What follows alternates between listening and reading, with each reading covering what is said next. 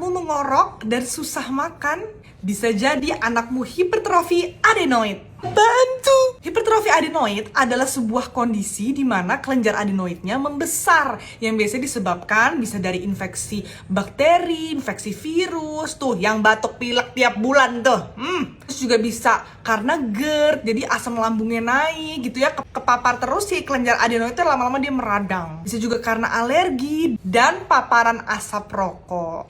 Kelenjar adenoid ini letaknya tuh di belakang hidung guys. Kalau kita perhatikan dia tuh dekat sama saluran untuk menelan. Jadi kalau dia membesar, biasanya dia tuh mengganggu proses menelan karena nggak nyaman atau nyeri. Akhirnya bayi atau anak suka ngemut. Nah, untuk mengobati hipertrofi adenoid, bisa dengan rutin cuci hidung 2 kali sehari, semprot hidung dengan obat resep dokter, menggunakan air purifier di rumah untuk membersihkan udara rumah dari bakteri, virus, partikel debu, dan partikel alergen. Dan juga mengobati berdasarkan penyebabnya. Jadi dikasih antibiotik kalau memang karena infeksi bakteri, berikan obat lambung jika karena GERD, menghindari alergen, dan dikasih obat anti alergi jika penyebabnya karena alergi. Siapa di sini anaknya susah makan, ngemut-ngemut, ternyata karena hipertrofi adenoid? Cerita dong di kolom komen.